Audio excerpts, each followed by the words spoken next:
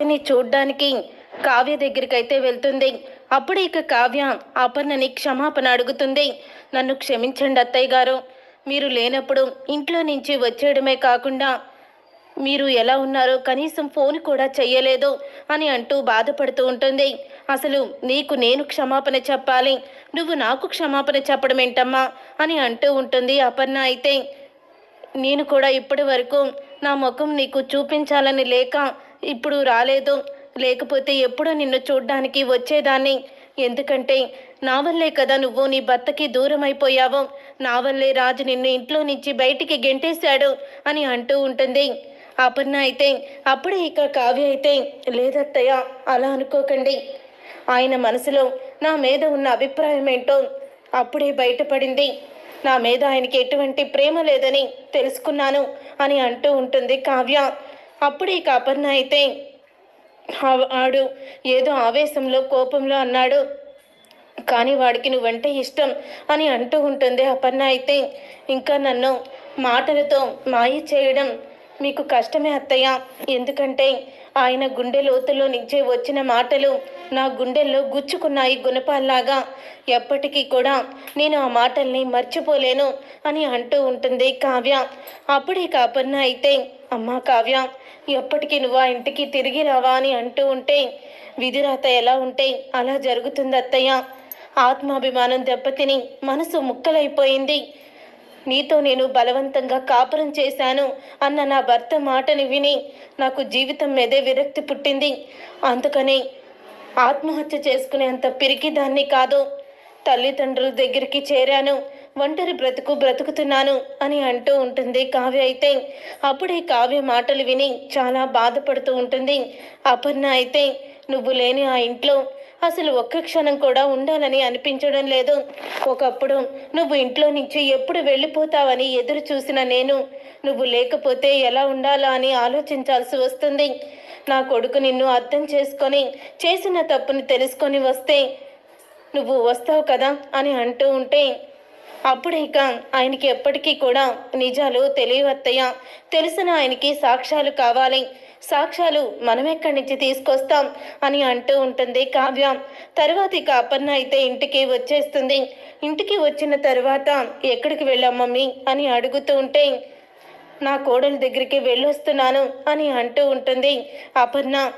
ఎందుకు మమ్మీ తన దగ్గరికి వెళ్ళావు, అసలు తనేం చేస్తుందో తెలుసా నీకు, మనకి పద్ధతిగా ఉన్న ఆ సామంత్ కంపెనీకి డిజైన్స్ ఇస్తుంది, అంటే నన్ను మానసికంగా వేధించాలనే కదా, కంపెనీ పరువు తీయాలని తను ఈ కుట్ర చేస్తుంది అని అంటూ ఉంటాడు రాజ్. అయితే అప్పుడే అపర్ణ అంటూ ఉంటుంది, చూడు రాజ్, ఇష్టం వచ్చినట్టు తన మీద నిందలు వేస్తున్నావు, ఏమీ తెలుసుకోకుండానే తన గురించి మాట్లాడుతున్నావు.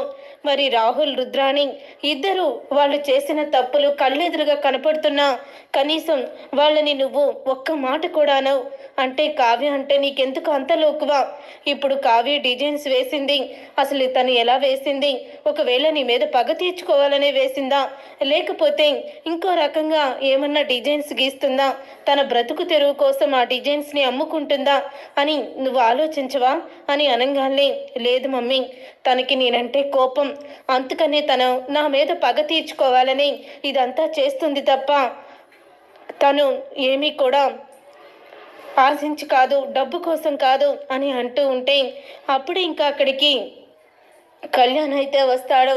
ఇక కళ్యాణ్ రావడంతో, ఎలా ఉన్నావు కళ్యాణ్ అని అంటూ ఉంటే, పెద్దమ్మ ఈరోజు మీ పుట్టినరోజు కదా అందుకనే వచ్చాను అని అంటూ ఉంటే, ఇక రాజు అయితే, మమ్మీ నీ పుట్టినరోజు సంగతే మర్చిపోయాను అని రాజ్ అంటూ ఉంటాడు. నీకేం గుర్తుంటుందిలే రాజ్ అని అపర్ణ అంటూ ఉంటుంది. అప్పుడే ఇక, అవును మమ్మీ నాకేం గుర్తుంటుంది, అది పెట్టే మానసిక క్షోభకి నాకు ఏది గుర్తుండడం లేదు అని ఉంటాడు రాజ్. అయితే అప్పుడే ఇక కళ్యాణ్, ఏమైంది పెద్దమ్మ అని అడుగుతూ ఉంటాడు. కావ్య డిజైన్స్ గీసి ఆ సామంత్ కంపెనీకి అమ్ముతుందని రాజ్ అంటున్నాడు అని అంటూ ఉంటుంది అపర్ణ. అయితే అప్పుడే ఇక కళ్యాణ్ అయితే, అసలు ఆ సామంత్ కంపెనీ ఎవరిదో, తన పక్కన ఎవరున్నారో నీకు తెలుసా అన్నయ్య అని అడుగుతూ ఉంటే, ఎవరైతే నాకెందుకురా అని అంటూ ఉంటాడు రాజ్. అనామిక అనామికనే Samanth company group of chairman సామంత్ని పెళ్లి చేసుకోబోతుంది.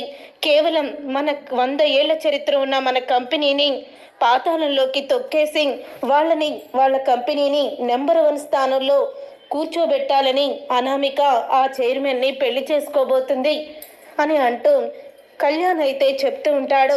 ఆ మాట విని రాజ్ అయితే షాక్ అయిపోతూ ఉంటాడు. వదిన ఎప్పుడూ కూడా నువ్వు నలుగురిలో తలంచుకునే పని ఎప్పుడూ చేయదు. తను అసలు ఎందుకు డిజైన్స్ గీస్తుందో మొత్తం నేను తెలుసుకుంటాను అని కళ్యాణ్ అయితే కావ్య దగ్గరికి వెళ్తాడు. కళ్యాణ్ కావ్య దగ్గరికి వెళ్ళి అంటూ ఉంటాడు, ఏంటదినా నువ్వేంటి డిజైన్స్ని అన్నయ్య ప్రత్యర్థి అయినా ఆ సామంత్ కంపెనీకి ఎందుకు ఇస్తున్నావు? ఆ సామంత్ కంపెనీ వాళ్ళు నీ డిజైన్స్ని అడ్డం పెట్టుకొని అన్నయ్యని బిజినెస్ పరంగా దెబ్బ కొట్టాలని చూస్తున్నారు. అనామిక కూడా దీంతో చెయ్యి కలిపింది. అనామిక కావాలని నీ చేత డిజైన్స్ వేయించి వాటిని వేరే వాళ్ళ చేత కొనిచ్చి తెలియకుండా నిన్ను మాయ చేస్తుంది. నీ చేత్తోనే అన్నయ్య జీవితాన్ని నాశనం అయ్యేలాగా మన కంపెనీ పాతాళంలోకి పడిపోయేలాగా చేస్తుంది అని కళ్యాణ్ అయితే చెప్తాడు. ఆ నిజం తెలుసుకొని ఇక కావ్య అయితే చాలా కోపంగా ఇక అనామిక దగ్గరికి వెళ్తుంది. అనామిక దగ్గరికి వెళ్ళి అప్పుడే ఇంకా కావ్య అంటూ ఉంటుంది, ఒసే అనామిక, అసలు నువ్వు మనిషివేనా ఆడదానివేనా? ఇలాగా ఒకళ్ళ మీద ఆధారపడి పగ తీర్చుకుంటున్నావా? దమ్ముంటే ధైర్యం ఉంటే కంపెనీ నేరుగా మీరు పోటీ పడాలి. అది మంచి సత్తా అంటే అంతే తప్ప ఒక ఆడదాన్ని అడ్డం పెట్టుకొని పైకి రావడం ఏంటి? అసలు నువ్వే మగాడువయ్యా అని అంటూ సామంతుని కూడా ఒక ఆట ఆడుకుంటుంది కావ్య అయితే. అప్పుడు ఇక అక్కడికి వస్తాడు మేనేజర్ అయితే, రేపు జరగబోయే ప్రాజెక్టుకి సంబంధించిన డిజైన్స్ అన్నీ కూడా రెడీ అయ్యాయి సార్ అని అంటూ ఉంటే ఇక ఆ డిజైన్స్ను తీసుకొని కావ్య అయితే ఇక చింపేస్తుంది. ఇక కావ్య చింపేయడంతో ఒక్కసారి అనామిక సామంత్ షాక్ అయిపోతూ ఉంటారు. ఇక షాక్ అయిపోతూ మా డిజైన్స్ని నువ్వు చింపేస్తావా, నిన్నేం చేస్తానో చూడు అంటూ ఇక కావ్యని తల మీద కోపంగా సామంత్ అయితే కొడతాడు. దాంతో కావ్య అక్కడికక్కడే కుప్పకూలిపోతుంది. కావ్య కుప్పకూలిపోవడంతో ఒక్కసారి అనామిక ఎందుకు సామంత్ అలా చేశావు అని అడుగుతూ ఉంటే, లేకపోతే నా డ్రీమ్ అది, అలాంటి నా డ్రీమ్నే చెడగొడుతుందా? దీన్ని అస్సలు కూడా క్షమించకూడదు. రే, దీన్ని తీసుకువెళ్ళి ఎక్కడో చోట పడేయండ్రా అని అంటూ ఉంటాడు సామంత్ అయితే. అప్పుడే రౌడీలు అయితే ఇక కావ్యని వ్యాన్లో తీసుకువెళ్తూ ఉంటారు. ఇక వ్యాన్లో తీసుకువెళ్తూ ఉండగా అప్పుడే అటువైపుగా వస్తున్న అప్పు కళ్యాణ్ అయితే వ్యాన్లో కావ్యని చూస్తారు. ఇక చూడటంతో కావ్యని రక్షించి హాస్పిటల్కి తీసుకువెళ్తారు. ఈ విషయం తెలుసుకున్న రాజ్ అయితే హాస్పిటల్కి వస్తాడు. అన్నయ్య, వదిన్ని వాళ్ళు మాయ చేసి ఆ డిజైన్స్ని వాళ్ళు తీసుకున్నారు తప్ప వదిన వాళ్ళకి అమ్మలేదు.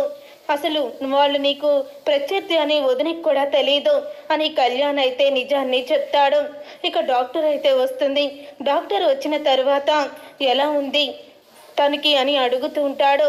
తనకి మీరేమవుతారు అని డాక్టర్ అయితే అడుగుతూ ఉంటే, తను నా భార్య అని రాజ్ అయితే చెప్తూ ఉంటాడు. అది విని ఇక డాక్టర్ అయితే, సార్ తనకి బలంగా తలకి గాయమైంది, బ్లడ్ ఎక్కిస్తున్నాము, అంతేకాదు సార్ మీకు ఒక ఇంపార్టెంట్ విషయం చెప్పాలి అని డాక్టర్ ఏంటి డాక్టర్ అది అని రాజ్ అయితే కంగారు పడుతూ అడుగుతూ ఉంటాడు. ఏం లేదు, ఒక గుడ్ న్యూసే, మీరు తండ్రి కాబోతున్న కావ్య ప్రెగ్నెంట్ అని చెప్తుంది డాక్టర్ అయితే. అది విని ఇక రాజ్ అయితే చాలా ఆనందపడుతూ ఉంటాడు. ఇంతలో అక్కడికి అపర్ణ అందరూ కూడా వస్తారు. ఇక అపర్ణ రావడంతో అప్పుడు ఇక కళ్యాణ్ అయితే, పెద్దమ్మ వదిన ప్రెగ్నెంట్ అంట అని అనగానే అప్పుడు ఇక రాజ్ అయితే అపర్ణను పట్టుకొని ఇక ఏడుస్తూ ఉంటాడు. ఇక ఏడుస్తూ, మమ్మీ నాకు కళావతి కావాలి, తనకేమీ జరగకూడదు అని కుమిలిపోతూ ఉంటాడు. చూసారుగా ఫ్రెండ్స్, రాబోయే కథలో ఖచ్చితంగా ఇలాగే జరగబోతుంది.